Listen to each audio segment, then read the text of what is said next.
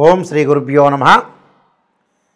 September మాసంలో ద్వాదశ రాశుల యొక్క ఫలితాలు ఏ విధంగా ఉందో తెలుసుకుందాం. ముందుగా తెలుసుకునే ముందు ఏ ఏ గ్రహాలు ఏ రాశుల్లో ఉన్నాయో ముందుగా తెలుసుకుందాం. ముఖ్యంగా శని వక్రగతిలో ఉండి మీనరాశిలో సంచారం చేయటం, రాహు కుంభరాశిలోను, కేతు కర్కాటక రాశిలో సంచారం చేయటం, గురువు మిథున రాశిలో సంచారం చేయటం జరుగుతుంది. అయితే ఈ గ్రహాలన్నీ కూడా సెప్టెంబర్ మాసంలో ఒకే రాశిలో సంచారం చేయడం జరుగుతుంది. మిగతా గ్రహాలని మనం ఒకసారి పరిశీలన చేసినట్లయితే ముఖ్యంగా ప్రథమార్థంలో శుక్రుడు కర్కాటక రాశిలోకి సంచారం చేయటం, అలానే ఈ ప్రథమార్థంలో రవి బుధులు సింహరాశిలోను, కుజుడు కన్యారాశిలోను సంచారం చేస్తాడు. ద్వితీయార్థం అనగా 15వ తారీఖు తర్వాత శుక్రుడు సింహరాశిలోను, అలానే రవి బుధులు కన్యారాశిలోను, కుజుడు వచ్చేటప్పటికల్లా తులారాశిలోను సంచారం చేస్తాడు. అంటే గ్రహస్థితి అనేది ప్రథమార్థం కంటే ద్వితీయార్థంలో కొన్ని మార్పులు జరుగుతున్నాయి. ఆ ద్వితీయార్థంలో మార్పులు జరిగేవి ఏం గ్రహాలంటే శుక్రుడు, రవి బుధులు, కుజగ్రహం అనేది మార్పు జరుగుతుంటుంది. కాబట్టి ఇవన్నీ కూడా ప్రథమార్థానికి ద్వితీయార్థానికి కొంత తేడా ఉంది. కాబట్టి మీరు ఇవన్నీ కూడా గమనించుకొని ఇవన్నీ ముందు తెలుసుకోవాలి. ఇవన్నీ కూడా గోచారరీత్యా చెప్పబడే ఫలితాలు అంటారు. అంటే this is the transitive system అంటారు. కానీ బర్త్ చార్ట్ ప్రకారంగా జరిగే ఫలితాలు కావు. గోచారం అనేది ఎప్పుడు కూడా 20% రిజల్ట్స్ ఇస్తాయి. అలానే బర్త్ చార్ట్ ఎప్పుడు కూడా 80% రిజల్ట్స్ ఇచ్చే అవకాశం ఖచ్చితంగా ఉంటుంది. కాబట్టి నేను ఈ ద్వాదశ రాశుల యొక్క ఫలితాలు ఈ సెప్టెంబర్ మాసంలో ఏ విధంగా ఉన్నాయో మనం ముందుగా ఇప్పుడు తెలుసుకుందాం.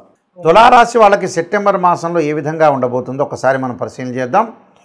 రాశ్యాధిపతి అయిన శుక్రుడు దశమ లాభాధిపతిలో ఉండటం వల్ల ఇక్కడ ఇది శుక్రుడు రాశ్యాధిపతే కాదు, రాశ్యాధిపతే కాకుండా అష్టమాధిపతి కూడా అయ్యాడు. కాబట్టి ఇక్కడ లాభంలోనూ దశమ స్థానంలోనూ శుక్రుడి యొక్క సంచారం వల్ల వీళ్ళకి మేలు జరిగే అవకాశాలు ఎక్కువ ఉంటాయి.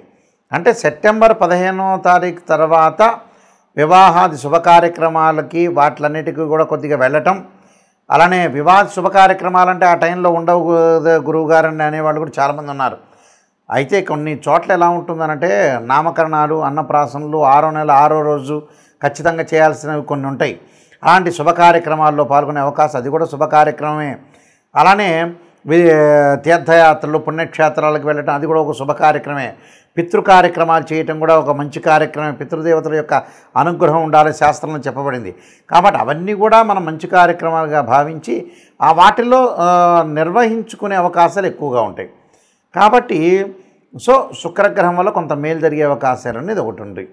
అలానే పంచమంలో రాహు ఉన్నాడు, స్థానచలనం జరుగుతుంటుంది. పంచమంలో రాహు ఉండటం వల్ల స్థానచలనం జరగటమే కాకుండా ఇక్కడ భాగ్యస్థానంలో గురువు యొక్క సంచారం, అంటే తృతీయాధిపతి షష్టమాధిపతి అయిన గురువు నవమస్థానంలో ఉండటం వల్ల ఉద్యోగంలో ప్రమోషన్లు, అలానే ప్రమోషన్తో పాటు శాలరీస్ బాగా పెరిగే అవకాశాలు ఎక్కువ ఉంటాయి. అలానే ఒక చోట నుంచి మరో చోటకి ట్రాన్స్ఫర్ జరిగే అవకాశాలు ఎక్కువ ఉంటాయి. ఉదాహరణకు హైదరాబాద్లో జాబ్ చేస్తున్న వాళ్ళు గుంటూరులో వెళ్ళటం, గుంటూరులో జాబ్ చేస్తున్న వాళ్ళు కర్నూలులో వెళ్ళటం, కర్నూలులో జాబ్ చేస్తున్న మహబూబ్నగర్ వెళ్ళటం, ఇలాంటి ఇన్సిడెంట్స్ అనేవి ఎక్కువగా ఉంటాయి. టోటల్గా ట్రాన్స్ఫర్ జరిగే అవకాశాలు ఎక్కువ ఉంటాయి. కాబట్టి ట్రాన్స్ఫర్ వల్ల కూడా మంచి జరుగుతుంది, వీళ్ళకి ప్రమోషన్ లభించే అవకాశాలు ఎక్కువగా ఉంటాయి. అలానే శని యొక్క ప్రభావం ఏ విధంగా ఉందో చూద్దాం ఒకసారి.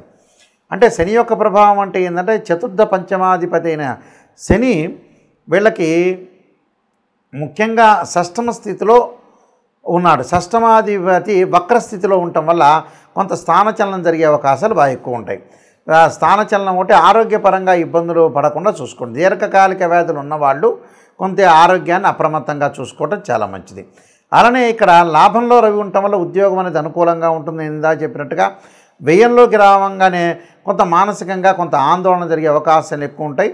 అలానే బుధుడి యొక్క బలం వల్ల కూడా నూతన వ్యాపారాలు ప్రారంభం చేయొచ్చు, ఆర్థిక పరంగా అనుకూలంగా ఉండే అవకాశాలు ఖచ్చితంగా ఉంటాయి.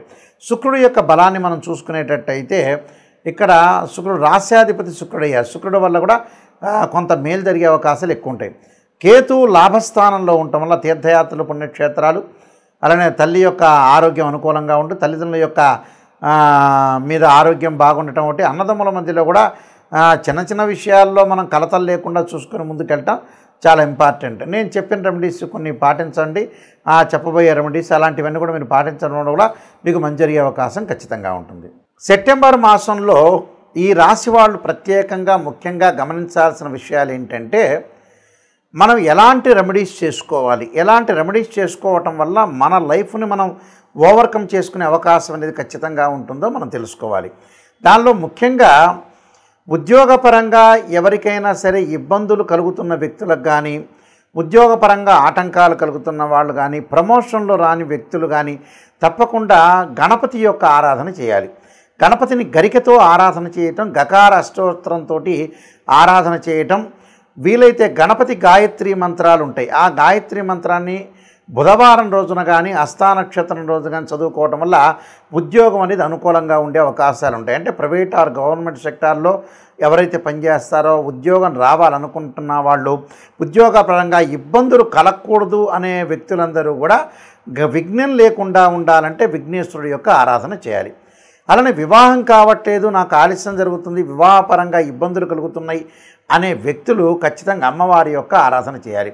అంటే కాత్యాయనాయుధ్యే కన్యాకుమారి ధీమహే తన్నో దుర్గి ప్రచోదయాత్ అనే మంత్రాన్ని శుక్రవారం రోజున మనం ఏదైతే అమ్మవారి యొక్క ఆరాధన చేయాలి.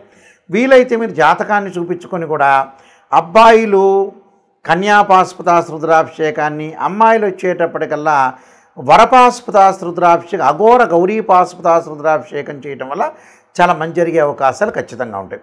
అలానే ఆరోగ్యపరంగా నాకు ఇబ్బందులు కలుగుతున్నాయి గురువుగారు అన్న వ్యక్తులు తప్పకుండా వీళ్ళు చేయాల్సింది ఏంటంటే నువ్వుల నూనెతో శివుడికి అభిషేకం చేయాలి. ఇది ప్రాచీనంగా చెప్పబడింది. ఇది చాలామంది కూడా ఆలోచన చేస్తారు నువ్వుల నూనెతో శివుడికి అభిషేకం చేయటం ఏందని. పురాతన కాలంలో మన శాస్త్రంలోని చెప్పబడింది. అది కేవలం శనికి సంబంధించిన శనీశ్వరుడికి సంబంధించిందే కాదు. అలానే నువ్వుల నూనెతో ఎప్పుడైతే శివుడికి అభిషేకం చేస్తామో ఆయు ప్రమాణం పెరుగుతుంది శాస్త్రం చెప్పబడింది.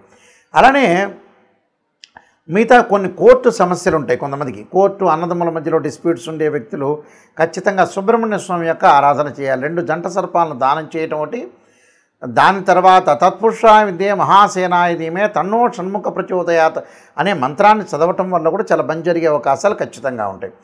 అలానే మిగతా కొన్ని సమస్యలు ఉంటాయి చాలామందికి కూడా రకరకాలు, అంటే వివాహము, ఉద్యోగము, అలానే ఫైనాన్షియల్ పరంగా ఉండే సమస్యలు కూడా ఉంటాయి. ఈ ఫైనాన్షియల్ పరంగా ఉండే సమస్యలు కూడా వాళ్ళకు కూడా గురువు యొక్క ఆరాధన చేయమంటారు. అంటే దత్తాత్రేయ స్వామి యొక్క పారాయణం కానీ, దత్త కవచం కానీ, లేకపోతే ఓం యక్షాయ కుబేరాయ వైశ్రవణాయ ధనధాన్యాధిపతే ధనం ధాన్యం సమృద్ధిమే దేహిమే స్వాహ దేహిమే దాపై స్వాహ అనే మంత్రాన్ని చదువుకోవాలంటారు. అంటే కుబేరుడు యొక్క మంత్రం అంటారు. ఓం యక్షాయ కుబేరాయ వైశ్రవణాయ ధనధాన్యాధిపతే ధనం ధాన్యం సమృద్ధిమే దేహిమే దాపై స్వాహ అనే మంత్రాన్ని గురువారం రోజున ప్రతిరోజు కూడా 11 సార్లు, అంటే ప్రాతకాలం చదవచ్చు, లేకపోతే వీలైతే ఆఫీసులకు వెళ్ళి సాయంకాలం కూడా చదవచ్చు. అంటే ఇవన్నీ కూడా మనం ఆటంకాలు, కష్టాలు, ఆరోగ్యపరంగా ఇబ్బందులు ఉన్న వ్యక్తులు కూడా శరీరే జర్జరీభూతే వ్యాధిగ్రస్తే కళేబ్రే ఔషధం జాహ్నవీతోయం వైద్యో నారాయణ హరి అనే మంత్రాన్ని కూడా చదువుకోవచ్చు. అండ్ రియల్ ఎస్టేట్ వ్యాపారులు కానీ, అలానే అగ్రికల్చర్ సంబంధించిన వాళ్ళు కానీ, ఇలాంటి వాళ్ళు కూడా అంగారకుడి యొక్క ఆరాధన చేయటం, అలానే కందులు దానం చేయటం వల్ల చాలా మంచి జరిగే అవకాశాలు ఇలాంటివన్నీ ఉన్నాయి. అయితే ఇవన్నీ కూడా మనం పాటించడం వల్ల కూడా మంచి జరిగే అవకాశాలు బాగా ఎక్కువగా ఉంటాయి. అలానే మనశ్శాంతి లేదు అనే వ్యక్తులు కూడా చాలామంది ఉన్నారు. ఆ మనశ్శాంతి లేని వ్యక్తులు ఖచ్చితంగా చంద్రుడి యొక్క ఆరాధన చేయాలి. వాళ్ళు ఎలాంటి ఆరాధన చేయాలంటే క్షీరపుత్రాయుధే అమృతతత్వాయ ధీమే తన్నో చంద్ర ప్రచోదయాత్ అనే మంత్రం ఉంటుంది. అంటే మానసికంగా మనం విల్ పవర్ పెంచుకోవడానికి, స్ట్రాంగ్ కావడానికి కూడా చంద్రుడి యొక్క ఆరాధన చేయటం చాలా విశేషం. అంటే ఇవన్నీ కూడా మనం ఏదైతే ఉద్యోగం కానీ, వృత్తిపరంగా కానీ, ఉద్యోగపరంగా కానీ, ఆరోగ్యపరంగా కానీ రకరకాల ఇబ్బందులు, రకరకాల కష్టాలు ఉన్న వ్యక్తులు ఇలాంటివన్నీ కూడా మనం ఏదైతే మంత్రం అనేది చదువుకుంటాం, మంత్రబలం వల్లనే మనం ముందుకు వెళ్ళే అవకాశం ఉంటుంది. కానీ ఇవన్నీ కూడా గోచారరీత్యా చెప్పబడే ఫలితాలు గుర్తుపెట్టుకోవాలి, గమనించాలి. అయ్యో గురువుగారు నాకు ఈ నెలలో జరగట్లేదని చెప్పేవాళ్ళు కూడా చాలామంది ఉంటారు. అది కాదు, ఎప్పుడు కూడా గోచారం అనేది 20% మాత్రం సపోర్ట్. అంటే సహజంగా ఏం చెప్తారు, ఎంత కృషి చేసినా ఆవగింజంత అదృష్టం ఉండాలంటారు. మనం కృషి చేసినా అదృష్టం కూడా కావాలి. ఆ అదృష్టానికి ఏమిటంటే గోచారం తోడ్పడుతుంది. కానీ బర్త్ చార్ట్ కూడా చాలా ఇంపార్టెంట్. ఈ బర్త్ చార్ట్ని చూసి కూడా ఆ ద్వాదశ భావాల్లో ఏ గ్రహాలు ఉన్నాయి, వారి యొక్క లగ్నం ఏంటి, ఈ ద్వాదశ భావాధిపతులు ఏంది, రాస్యాధిపతులు ఏంది, ఆయా రాశుల్లో ఏ గ్రహాలు ఉన్నాయి, ఏ దృష్టి ఉంది అని 16 లగ్న కుండల్ని మనం అనాలిసిస్ చేయాలి. కేవలం రాశిచక్రమే కాదు, మ్యాథమెటికల్ క్యాల్కులేషన్లో రాశిచక్రము, భావచక్రము, నవాంశము, ద్రేకాణము, హోర, దశమాంశము, షోడశాంశ చక్రాలు 16 డీ చార్ట్స్ అనేవి ఉంటాయి.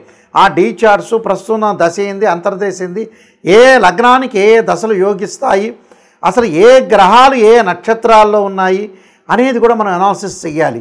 అంటే లైఫ్ని ఎప్పుడూ కూడా నిజంగా అనాలిసిస్ చేసి గురువుగారు నెగిటివ్ చెప్పినా పాజిటివ్ చెప్పినా నెగిటివ్ను కూడా తీసుకోవాలి.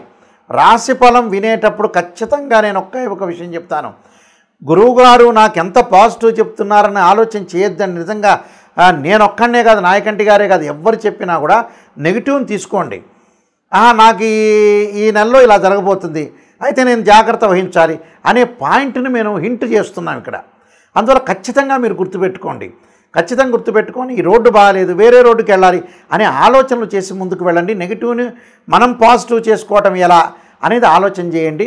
వీళ్ళందరికీ కూడా, మీ అందరికీ కూడా ఆ పరమేశ్వరుడు యొక్క కరుణాకటాక్షం ఉండాలని ఆశిస్తూ సర్వే జనా సుఖినో భవంతు.